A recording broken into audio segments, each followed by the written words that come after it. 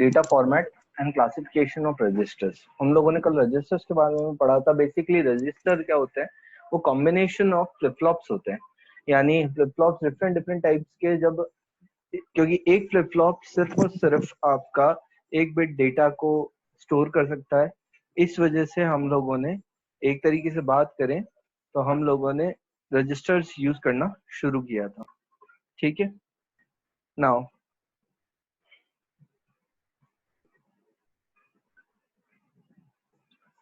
अब अगर हम लोग देखें तो आपको दिखेगा कि डेटा फॉर्मेट, सबसे पहली चीज डेटा जो है वो एक रजिस्टर के अंदर या तो सीरीज में या पैरेलल फॉर्म में स्टोर किया जा सकता है। ठीक है, अगर हम लोग बात करें, अगर in serial form data can be entered one bit at a time. ठीक है, in parallel form the data can be entered at all the bits at a time. अगर हम लोग बात करें तो इस इन दोनों चीजों का मतलब क्या होता है, जैसे सीरियल के अंदर देखें तो ये वाला जो आपको दिख रहा है ना, ये वाला, ये जो है, ये एक तरीके से एक सीरियल फॉर्म है। अगर आप देखोगे तो यहाँ पे आपको सीरियल फॉर्म में दिखेगा कि वन एंटर किया, फिर ये वन पास थ्रू होके यहाँ पे वन के रूप में आया, फिर सेकंड वन एंटर हुआ, फिर ये पास थ्रू होके सेकंड वन के रूप में आया। यानी वन एंटर किया, जीरो एंटर किया, वन एंटर किया, वन एंटर किया, तो यहाँ पे भी सबसे पहले वन आया, जीरो आया, वन आया, वन आया, इस तरीके से पास थ्रू करके यहाँ पे जो आया, तो ये कहलाता है क्या, एक तरीके से सीरीज में एंट्री। वहीं पे अब इसके अंदर क्या होता है कि हर एक चीज के लिए, मतलब इस वन के लिए, इस जीरो के लिए, इस वन के लिए और इस वन के लिए, इन सब के लिए एक अलग पल्स आएगी। अगर हम बात करें तो इन सब के लिए एक अलग अलग पल्स आएगी। यानी एक सिंगल टाइम पे ये चारों के चारों डेटा या चारों के चारों बिट्स एक साथ एंटर नहीं हो सकते। इस वजह से इसको कहते हैं सीरीज। इसमें क्या है, एक बिट एक बार में ही एंटर होगा। यानी अगर दो यानी 2 सेकंड में एक बिट एंटर हुआ, तो अगला बिट नेक्स्ट 2 सेकंड में एंटर होगा, फिर अगला बिट नेक्स्ट 2 सेकंड में एंटर होगा, फिर अगला बिट नेक्स्ट 2 सेकंड में एंटर होगा। तो अगर हम सीरियल फॉर्म डेटा की बात करें या सीरीज के अंदर वाले डेटा की बात करें, तो यहाँ पे क्या है, टोटल आपकी प्रोसेसिंग कितनी मिनट की हो गई, 8 मिनट की, क्योंकि हर एक बिट के लिए ये 2-2 मिनट ले रहा है, या हर 2 मिनट बाद एक पल्स आ रही है जो एक बिट को ही एंटर करने दे रही है। वहीं पे पैरेलल डेटा के अंदर क्या होता है कि जो एक सिंगल आपकी पल्स है, उसी से आपके सारे के सारे डेटा एक साथ एंटर कर जाते हैं। मतलब एक सिंगल क्लॉक से आपका वन भी एंटर कर जाएगा, जीरो भी एंटर कर जाएगा, आपका वन भी एंटर कर जाएगा, और आपका ये वाला वन भी एंटर कर जाएगा। एक तरीके से हम लोग बात करें तो ये चारों के चारों जो आपके वन है, वो एंटर करके आउटपुट के रूप में 1011 के रूप में आपको दे सकते हैं। अगर हम लोग बात करें तो ये डी फ्लिप फ्लॉप कहे तो ये D not,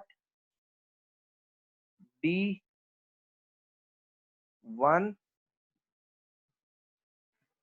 D2 and D3 है। वहीं पे यहाँ पे अगर आप देखोगे तो ये आपको दिखेगा Q0, Q1, Q2,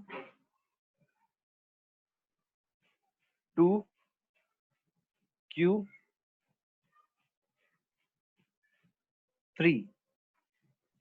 similar sort में अगर हम यहाँ देखें तो हमें यहाँ पे दिखेगा डी, यानी यहाँ पे ये जो चीजें यहाँ पे आपको इंडिविजुअल दिख रही है, वही यहाँ पे D1 या D0, यहाँ पे आपका Q0 आ जाएगा, फिर यहाँ पे आपका D1 आ जाएगा, यहाँ पे Q1 आ जाएगा, फिर यहाँ पे आपका इसी वॉल के ऊपर आपका D2 आ जाएगा, यहाँ पे आपका Q2 आ जाएगा, और सिमिलर सॉर्ट में आपका यहाँ पे D3 आ जाएगा, और यहाँ पे आपका Q3 आ जाएगा, जो कि आपका फाइनल रिजल्टेंट बनाएगा।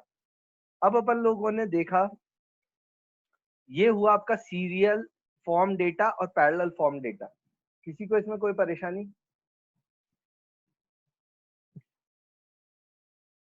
देखो यहाँ पे आपके F1 जो है वो है flip flop 1, flip flop 2, flip flop 3 और फ्लिप फ्लॉप 4। 4 फ्लिप फ्लॉप्स को हम लोगों ने साथ में जोड़ रखा है, ठीक है। असलियत में हम देखें ये जुड़े हुए कैसे हैं उससे कोई फर्क नहीं पड़ता, लेकिन डेटा की एंट्री और एग्जिट ये बेसिकली हमें बताती है कि हमारा डेटा एक तरीके से हमारे जो फ्लिप फ्लॉप्स है वो सीरियल फॉर्म में है या फिर पैरेलल फॉर्म में है, ठीक है। Now let's see. नाउ अब हम लोग सीरियल डेटा फॉर्म को थोड़ा और अच्छे से समझते हैं। अगर आप देखोगे serial data form is also known as temporal code data form. Temporal code data form इसको इसलिए भी कहते हैं क्योंकि ये बेसिकली परमानेंट नहीं होता, ये टेम्पररी होता है। ये बेसिकली अगर हम लोग बात करें तो ये data all the time store नहीं रहता है, ये डेटा एक तरीके से एड ऑन करता चलता है आगे वाले डेटा के अंदर। तो अगर आप यहाँ देखोगे तो यहाँ पे मैंने एक पल्स डायग्राम बनाया है जिससे आपको बड़ा आसानी से समझ में आएगा।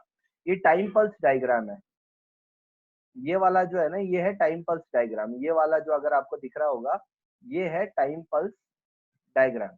इसके अंदर आप देखोगे तो ये सीरीज यानी एक तरीके से एक सीरियल डेटा फॉर्म को रिप्रेजेंट कर रहा है एक पल्स के टाइम पल्स के अंदर। जैसे 1 0 पे बॉटम में आ गया, फिर 1 आया क्योंकि हाई था यहाँ पे, फिर 1 आया क्योंकि हाई था यहाँ पे। ये बेसिकली ऊपर वाली पल्स को जस्ट रेफरेंस के रूप में मानो। ऊपर वाली पल्स कोई वो नहीं है, वो एक तरीके से आपकी होती है ना नॉर्मल जो पल्स होती है, वो उसको रिप्रेजेंट कर रहा है ऊपर वाली पल्स। नीचे अगर आप देखोगे तो आपको यहाँ पे पल्स मिलेगी 1 0 1 1, ठीक है। तो ये जो 1 है, अगर हम जो डेटा इसके अंदर एंटर किया है वो एंटर किया है इस तरीके की पल्स में, क्योंकि सीरीज में एंटर किया है तो इस तरीके की पल्स में आपका डेटा एंटर हुआ है। ये वाली जो पल्स है इस इस वाली पल्स के जैसे आपका डेटा एंटर हुआ है और इसी पल्स के रूप में आपका डेटा बाहर निकला है। क्योंकि अगर आप देखोगे तो एक साथ एंटर हुआ था सिंगल पल्स के रूप में और एक साथ आउट हुआ है सिंगल पल्स के रूप में। किसी को इसमें कोई परेशानी समझ में आ रहा है?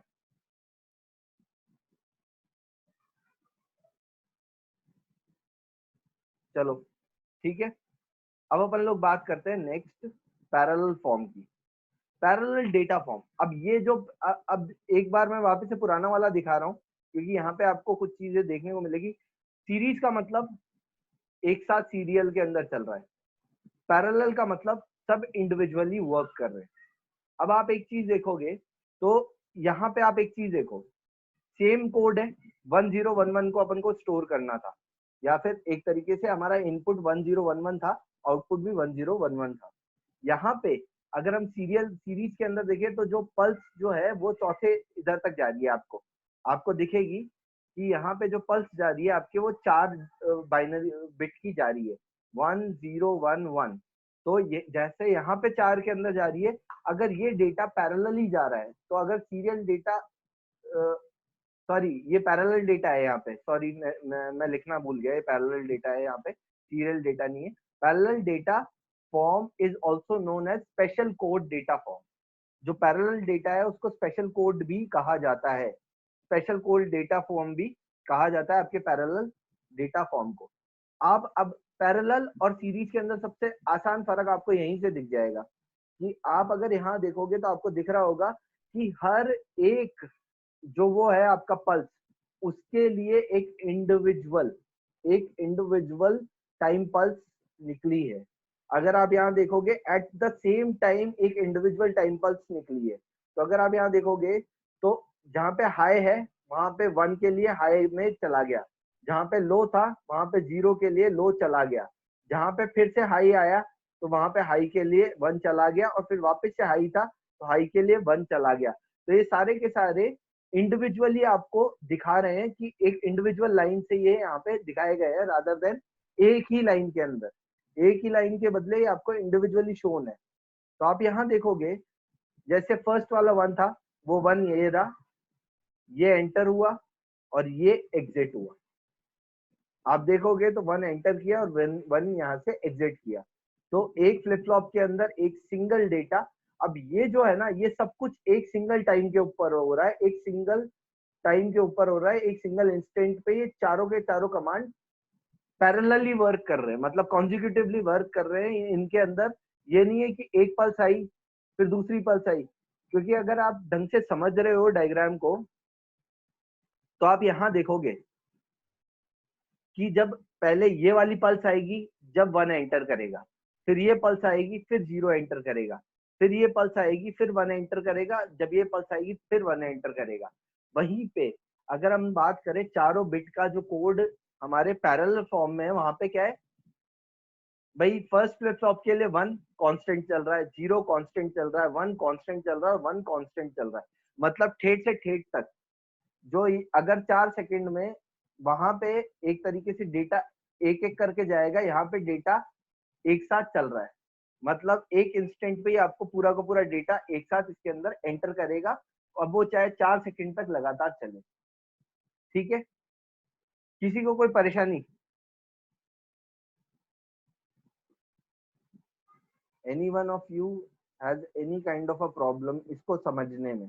देखो, मैं बहुत कोशिश मैंने की है कि मैं जितना आसान कर सकूं उतना आसान कर दूं इसको।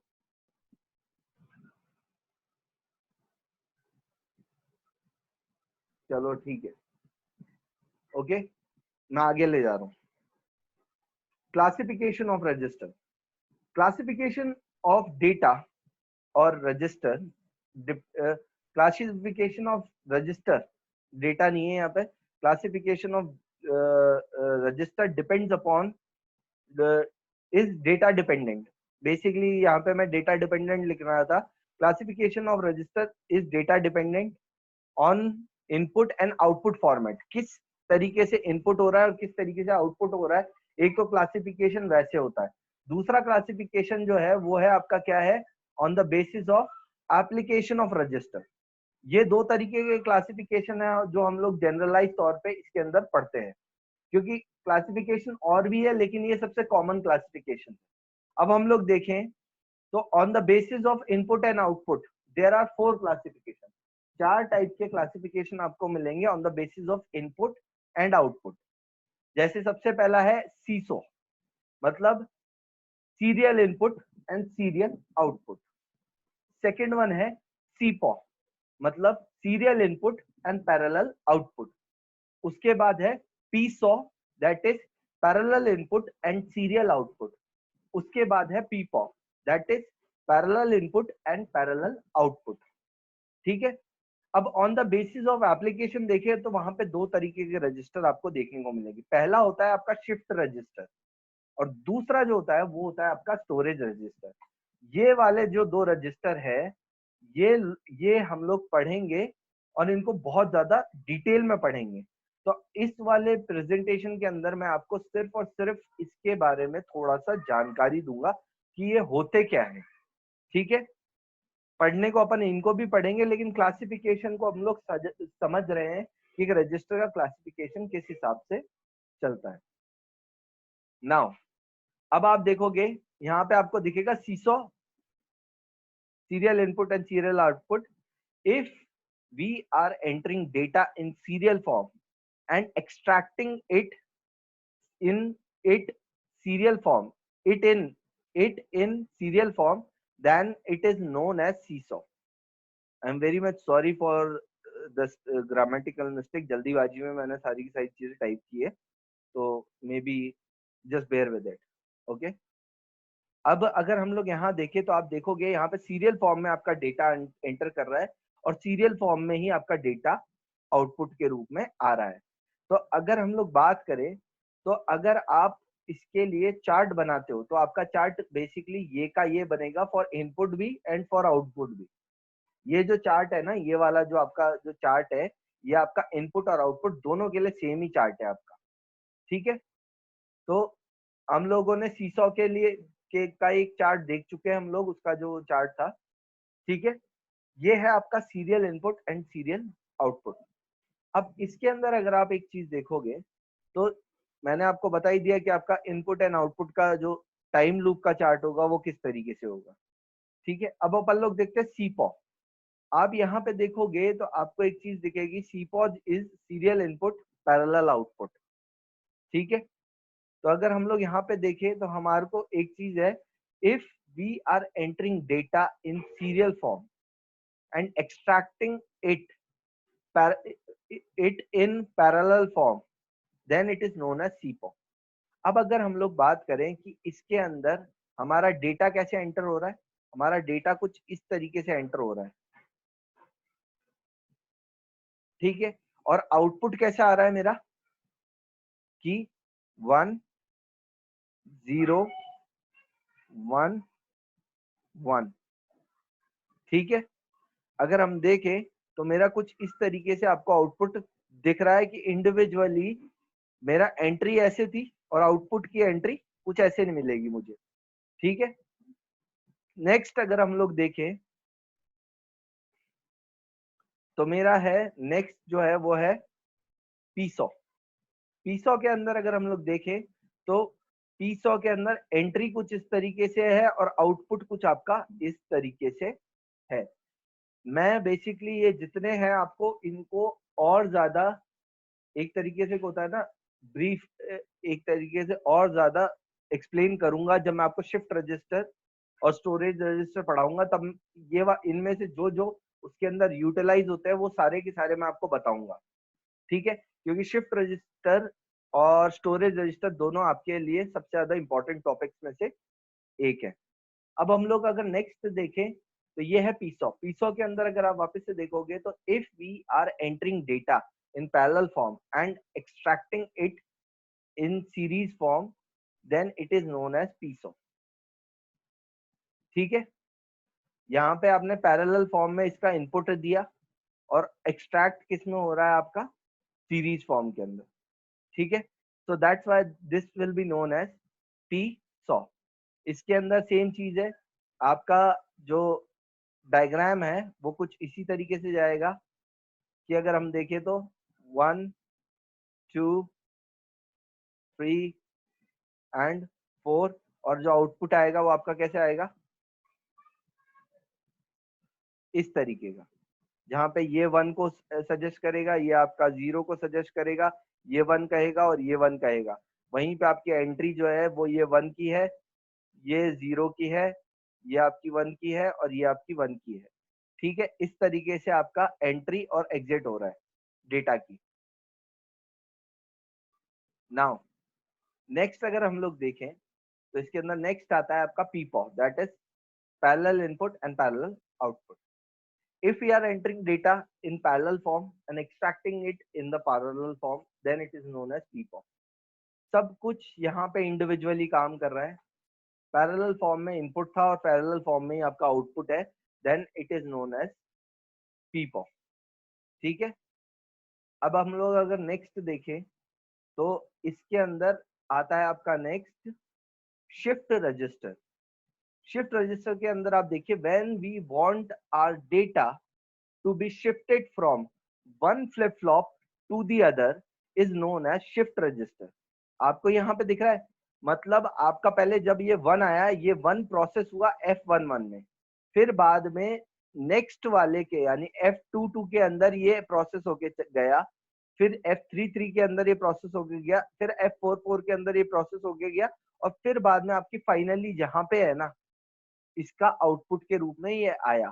बेसिकली हम लोग बात करें, अगर आपका डेटा ट्रांसफर कर रहा है एक फ्लिप फ्लॉप से दूसरे फ्लिप फ्लॉप के अंदर, मतलब इसके अंदर के इनपुट एंड आउटपुट दूसरे वाले के इनपुट एंड आउटपुट पे असर डाल रहे हैं, then your register will be known as shift register. यानी अगर हम बात करें, यहाँ पे सिर्फ आपको एक सिंगल इनपुट देना होगा और डिफरेंट डिफरेंट पोजिशन पे जितने भी आउटपुट है वो सारे के सारे इसके हिसाब से ही चलने लगेंगे।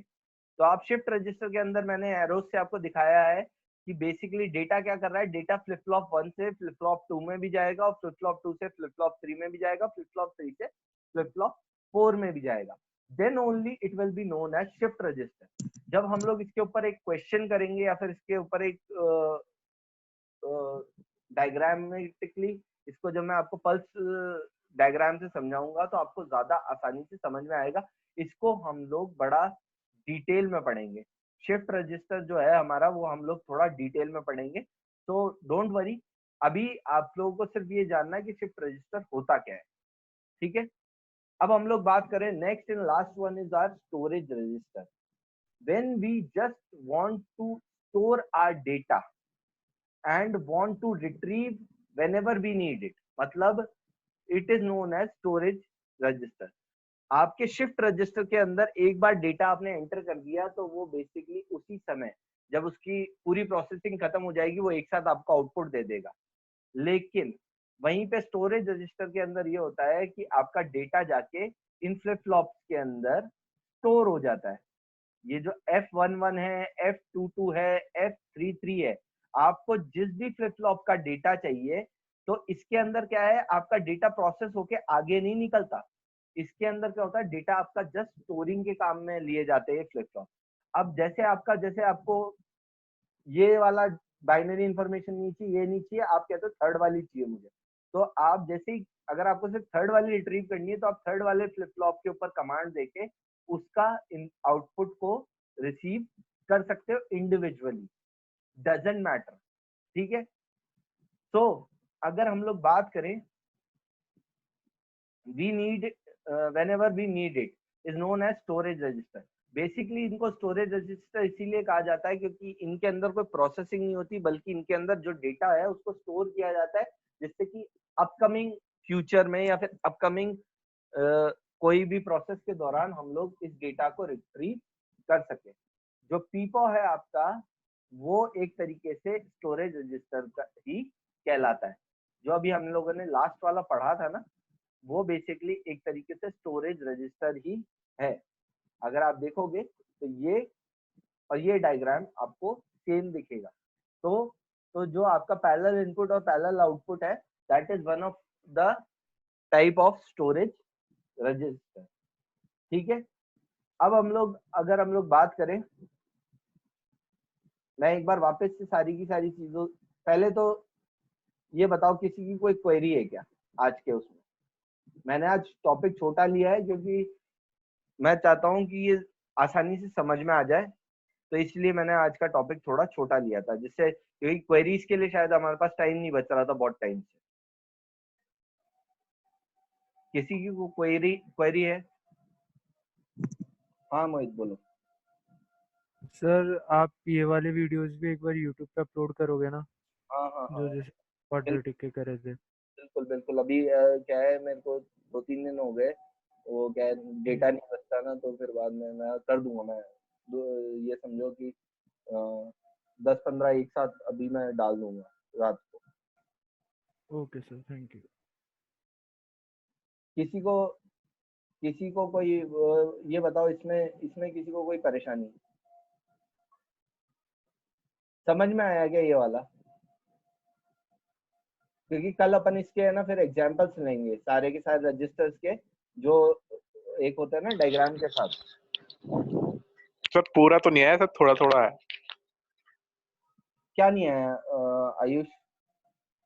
जैसे क्वेरी स्टार्टिंग वो जो आपने सर स्टार्टिंग में जो शुरुआत में जो टॉपिक पढ़ाया था ना सर, वो 1010 वाला, हाँ सर उसमें नहीं आया था। देखो अपन, मैं आपको उसी में लेके चलता हूँ।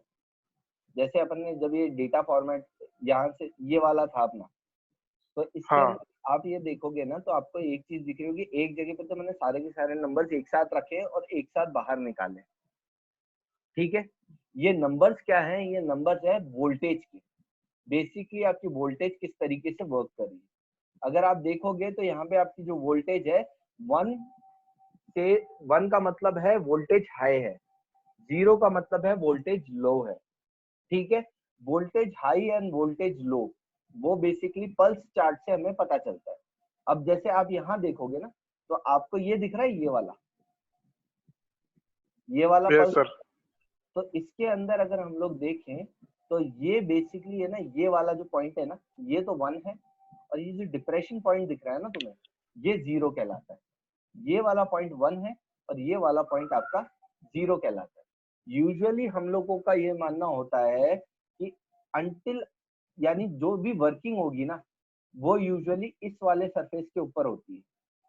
ये वाला जो होता है ना, हाई वाला जो सरफेस होता है, यूजुअली या तो यहाँ पे होगी या फिर आपका इस एज के ऊपर होगी। यानी आपके पास दो कंडीशन होती है, या तो आप लो टू हाई जा रहे हो जब आपका एक तरीके से एक सर्किट ट्रिगर हो, या फिर आपका सर्किट जब ट्रिगर हो सकता है जब हाई टू लो जा रहे हो। इसके अंदर भी एक ट्रिगरिंग का फेनोमेना होता है। ये चीज मैंने आपको लास्ट वाली जो वीडियो थी उसके अंदर भी मैंने यही, लास्ट वाला जो क्लास थी उसके अंदर भी मैंने आपको यही बताया था कि ट्रिगरिंग कितने तरीके से होती है। एक तो होती है प्लेन ट्रिगरिंग। प्लेन ट्रिगरिंग में क्या होता है, जो ऊपर वाला जो पार्ट होता है ना, ये ऊपर वाला जो ये वाली जो पल्स का पार्ट है, जब आपका पूरा का पूरा एरिया 1 या हाई पे ही होता है, आपका पूरा सर्किट जब हाई पे होगा तब ट्रिगर होगा, या फिर आपका ट्रिगर होगा जब लो टू हाई जाए या फिर हाई टू लो जाए। ठीक है, इनको एज ट्रिगरिंग कहते हैं और ऊपर वाले को प्लेन ट्रिगरिंग कहते हैं। अब यूजुअली आप एक चीज देखो, यहाँ पे हो क्या रहा है, आपको ये दिखा 1011, तो यहाँ पे आपका सिंगल पल्स लाइन बनी। ये क्या बता रही है, अगर यहाँ पे से सपोज इस वाले कमांड को फॉलो होने में 2 मिनट लगे ना, तो इधर वाला कमांड 0 नहीं आया है जब तक आपका 0 एंटर नहीं किया है। उसके बाद आपका 2 मिनट बाद 0 एंटर किया, फिर 2 मिनट बाद आपका 1 एंटर किया, फिर 2 मिनट बाद आपका 1 एंटर किया। मतलब जब अगर हम लोग पहले के 2 मिनट देखें तो सिर्फ और सिर्फ इस 1 का अस्तित्व था, बाकी किसी भी नंबर का अस्तित्व नहीं था। जब 4 मिनट के बाद देखें तो इन दो चीजों का अस्तित्व था लेकिन इन दो का नहीं था। फिर 6 मिनट के बाद इसका अस्तित्व आया लेकिन आखिरी वाले नंबर का नहीं था। और जब 8 मिनट हो गए तो फिर बाद में आखिरी पल्स के बाद इसका भी अस्तित्व बना। असलियत में क्या है कि बेसिकली अगर हम लोग बात करें तो हर एक के लिए आपको इंडिविजुअल टाइमिंग लगानी पड़ी। ठीक है, अब अगर हम लोग बात करें तो जैसे ये एक साथ एंटर हुए ना, वैसे ये एक साथ एग्जिट भी हुए। तो अगर हम लोग बात करें तो ये जो डायग्राम आपको ये वाला दिख रहा है ना, ये वाला इस तरीके का आपको टाइम कर्व या फिर टाइम ग्राफ बनाना पड़ता है, या टाइम लॉजिक डायग्राम तैयार करना होता है। ये पल्स लॉजिक डायग्राम या टाइम पल्स लॉजिक डायग्राम कहते हैं। ठीक है, अब हम लोग अगर बात करें तो नेक्स्ट वाला देखोगे आप, इसके अंदर आप देखो सारे के सारे कंपोनेंट इंडिविजुअली चल रहे हैं, कोई एक दूसरे में घुसा हुआ नहीं है। इसका कर्व, पहले फ्लिप फ्लॉप का कर्व बिल्कुल इंडिविजुअल, दूसरे का बिल्कुल इंडिविजुअल, तीसरे का बिल्कुल इंडिविजुअल, चौथे का बिल्कुल इंडिविजुअल। तो जिस तरीके से इंडिविजुअली ये एंटर कर रहे हैं उसी तरीके से इंडिविजुअली ये एक्सट्रैक्ट भी हो रहे हैं। अब इसके अंदर जब हम लोगों ने ये वाले देखे थे ना, तो यहाँ पे आप देखोगे कि डाला तो आपने सीरीज के अंदर, लेकिन एक्सट्रैक्ट आप इंडिविजुअली कर सकते हो। इसका भी एक अपना यूटिलाइजेशन है। ठीक है, सेम तरीके से अगर आप देखोगे, आपने इंडिविजुअली हर एक फ्लिप फ्लॉप के अंदर एक साथ एंटर की वैल्यू, और आपको वैल्यू जो मिली आउटपुट के रूप में एक तरीके से 1 बाय 1 आपके सामने एज अ सीरियल के रूप में परफॉर्म हुई। ठीक है, तो अगर हम लोग देखें तो असलियत में पल्स चार्ट से आपको पता चलेगा हो क्या रहा है यहाँ पे, क्योंकि एक बार पल्स चार्ट समझ में आ गया तो आपको बहुत सारी चीजें समझ में आ जाएंगी।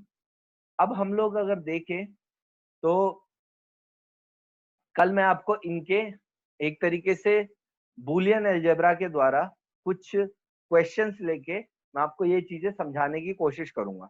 जैसे आपका सीपा हुआ, सीसॉ हुआ, इन सब के एक एक एग्जाम्पल ले लेंगे जिससे आपको और ज्यादा आसानी से समझ में आ जाए और बूलियन अलजेब्रा से ये और आपके सामने क्लियर अप हो जाए। ठीक है,